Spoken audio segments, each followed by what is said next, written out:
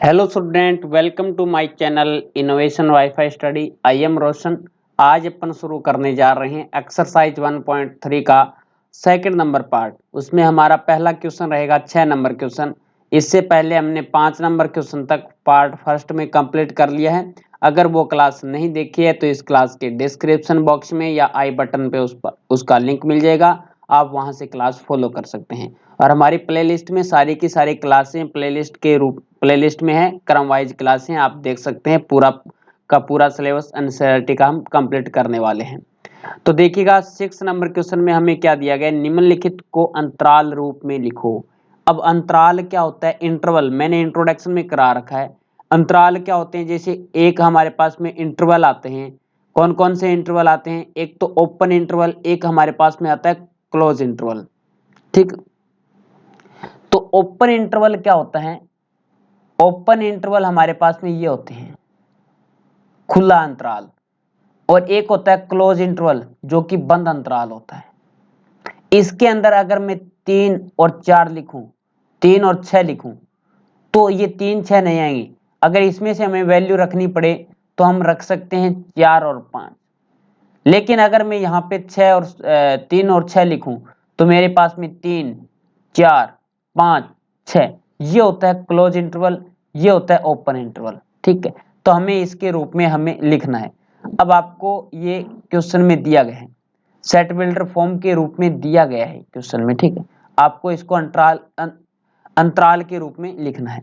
अब देखो x का वैल्यू -4 से बड़ा है, बराबर नहीं है, बड़ा है, और x का मान 6 से छोटा और बराबर है। क्या अपन ये लिख सकते हैं, इसको अपन ये लिख सकते हैं क्या इंटरवल के रूप में, कि -4 की जगह ओपन रहेगा और यहां से 6 की जगह बंद रहेगा, 6 की जगह बंद रहेगा। 6 यानी यहाँ पे 6 का मान ले सकते हैं, 6 से छोटा भी है, 6 के बराबर भी है, लेकिन यहाँ पे -4 से बड़ा है, -4 को अपन यहाँ पे नहीं लेंगे। अब देखिएगा सेकंड में हमें क्या दिया गया है, -12 से बड़ा, तो ओपन है भी, माइनस बड़ा ब्रैकेट नहीं है, ओपन है, -12 से बड़ा और -10 से छोटा, तो -10 से छोटा, इसके बीच बीच में मान आएगा। क्लियर हुआ। अब बनाएं, नेक्स्ट बनाते हैं, चलिएगा देखते हैं क्या बनता है। अब ये बनेगा हमारे पास में, ये दोनों ही, ये खुला अंतराल है, एक तरफ से खुला है, ये बंद है। ठीक है, अब यहां से देखो x का वैल्यू 0 से बड़ा और बराबर, तो ये रहेगा 0 से बड़ा और बराबर, और 7 से छोटा है, 7 से छोटा है तो 7 की तरफ क्या रहेगा, ओपन रहेगा। यहां दोनों तरफ ही क्लोज रहेगा, यहां से 3 और यहां से 4। ठीक है, दोनों तरफ ही क्लोज है, बराबर है ना, 3 से बड़ा बराबर, 4 से छोटा और बराबर। चलते हैं नेक्स्ट पे। ये हमारे पास में 7 नंबर क्वेश्चन है कि निम्नलिखित अंतरालों को समुच्चय निर्माण में लिखें। सेट बिल्डर फॉर्म में हमें इसको लिखना है। तो अपन कैसे लिखेंगे, पहले का लिखेंगे, सॉल्यूशन करते हैं इसका, कि x एक एलिमेंट है, या इसको हमें क्या लिखना है, समुच्चय निर्माण के रूप में लिखना है। तो देखिएगा इसमें हमें 4 दिए गए हैं, 7 नंबर के 4 दिए गए, तो हम इसको लिखेंगे x, और x बिलोंग के माइनस में 3 है और 0 है, यानी ये रियल नंबर में बिलोंग कर रहा है। x है वो रियल नंबर में बिलोंग कर रहा है, और यहां से हमारे पास में जो x का वैल्यू होगा, वो -3 से तो बड़ा है और 0 से छोटा है, -3 से तो बड़ा है और 0 से छोटा है। सेकंड नंबर का देखिएगा, सेकंड नंबर का हमारे पास में है 6 और 2, तो x है वो बिलोंग कर रहा है रियल नंबर में, x है वो बिलोंग कर रहा है रियल नंबर में। लेकिन हमारे पास में यहां से देखो x का मान है वो 12 से छोटा है और बराबर भी है, और x का मान 6 से बड़ा है और बराबर भी है, क्योंकि यहाँ पे क्लोज दिया गया, दोनों ही क्लोज दिए गए हैं, तो इसलिए बराबर का निशान लगाएंगे। 3 नंबर का देखिएगा, 3 नंबर में यहाँ पे ओपन इंटरवल है और यहाँ पे क्लोज है, तो ये x है जो कि रियल नंबर में बिलोंग करेगा, और यहाँ से हमारे पास में 6 इज ग्रेटर देन, 6 से बड़ा है, और यहाँ से 12 से छोटा और बराबर है। तो ये 12 की तरफ क्या है, क्लोज है, 6 की तरफ ओपन है। अब चलते हैं 4 नंबर में। 4 नंबर में हमें क्या दिया गया है कि -23 की तरफ क्लोज है, 5 की तरफ क्या है, ओपन है। तो ये बना दीजिएगा कि x है, x बिलोंग करेगा रियल नंबर में, और यहां से हमारे पास में x का वैल्यू आएगा वो -23 से बड़ा और बराबर, और 5 से छोटा, 5 से छोटा, बराबर नहीं आएगा। तो ये आप इसको समुच्चय निर्माण में लिख सकते हैं। अब चलते हैं 8 नंबर क्वेश्चन में।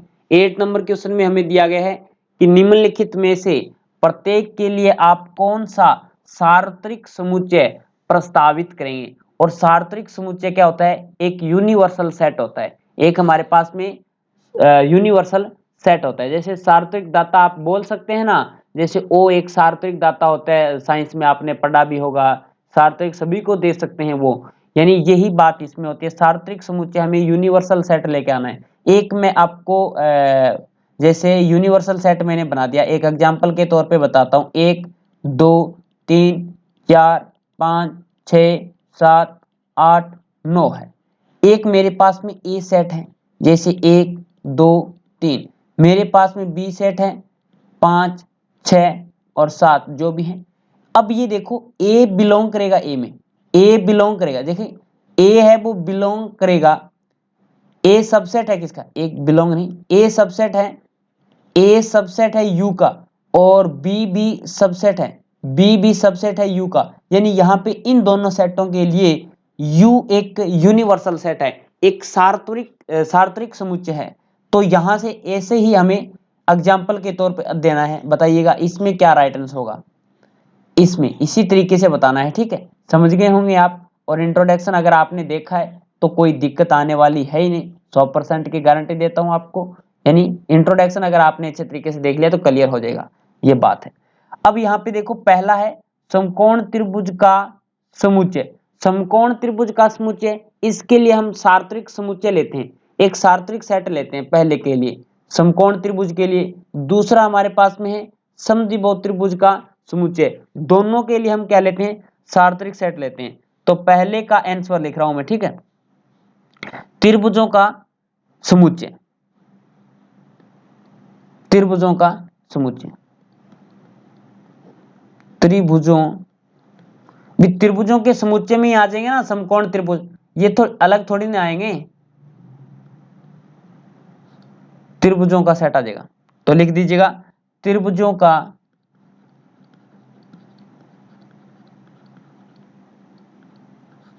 समुच्चय, सार्वत्रिक समुच्चय, सार्वत्रिक समुच्चय। यही बात दूसरे में है।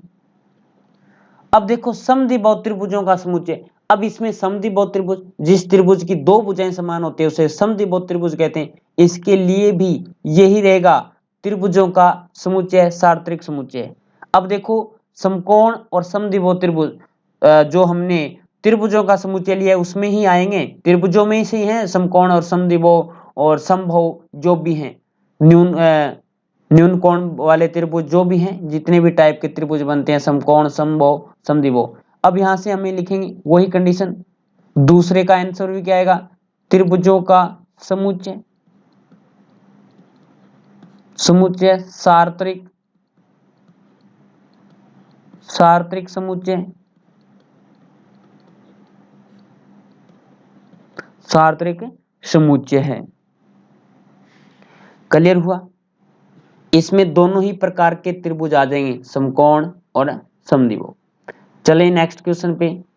आज की क्लास का लास्ट क्वेश्चन, इस एक्सरसाइज का लास्ट क्वेश्चन है कि समुच्चय ए कोई 1 3 5 एलिमेंट है, 2 बी कोई समुच्चय है उसमें 2 4 6 एलिमेंट हैं, और सी कोई एलिमेंट है 0 2 4 6 8 प्रदत्त हैं। इन तीनों समुच्चयों ए बी सी के लिए निम्नलिखित में से कौन सा सार्वत्रिक समुच्चय है, यूनिवर्सल सेट है, बताएं। यानी ए के जितने एलिमेंट है वो भी होने चाहिए, बी के जितने एलिमेंट है वो भी होने चाहिए, और सी के जितने एलिमेंट हैं वो भी होने चाहिए। चलेगा, मैं पहला चेक करता हूं, इसमें 0 है, 1 है, 2 है, 3 है, लेकिन क्या नहीं है, सी में देखो 8 है, इसमें 8 नहीं है। अरे इसमें देखो ए में 8 नहीं है ना, तो ये तो नहीं होगा, ये 5 तो होगा नहीं। अब देखिएगा मैं 4 नंबर चेक करता हूँ, इसमें मेरे पास में सी में 0 है, इसमें 0 है, ये नहीं है, लेकिन हमारे पास में ये 3 नंबर इसका राइट आंसर हो जाएगा। 3 नंबर राइट आंसर हो जाएगा क्या? 0, 1, 2, 3, 4, 5, 6, 7, 8, 9 और 10। ये इस सेट में ये सारे हैं, जैसे ए में जितने एलिमेंट हैं, बी में जितने एलिमेंट हैं, सी में जितने एलिमेंट हैं वो इसमें मौजूद हैं। इसलिए ये क्या है, इसका सार्वत्रिक समुच्चय है। ए बी में ए बी सी तीनों समुच्चय हैं, ये हमारे पास में ए सेट है, ये हमारे पास में बी सेट है, ये हमारे पास में सी सेट है। तीनों के एलिमेंट क्या हैं, इसमें मौजूद हैं, तो तीनों के लिए ये एक यूनिवर्सल सेट होगा, सार्वत्रिक समुच्चय होगा। 3 नंबर इसका राइट आंसर हो जाएगा। क्लियर हुआ, समझे? तो ये क्लास कैसी लगी? अच्छी लगी हो तो लाइक करना, दिल से शेयर करना, और कमेंट सेक्शन में कमेंट करके जरूर बताना कैसे आपकी पढ़ाई चल रही है, किस प्रकार से आपको समझ में आ रहा है, और किस टाइप से मैं अगर फास्ट करवा रहा हूँ तो भी बता दीजिएगा, अगर स्लो करवा रहा हूँ तो भी आप बता सकते हैं कमेंट बॉक्स में। अगर कोई भी डाउट लगे क्वेश्चन में तो भी आप कमेंट बॉक्स में जरूर बता सकते हैं, आपकी डाउट को क्लियर किया जाएगा। ठीक है, आपको संतुष्टजनक जवाब उसका मिलेगा। तो आज की क्लास में इतना ही, नेक्स्ट क्लास में मिलेंगे कुछ नए के साथ। जय हिंद, जय भारत।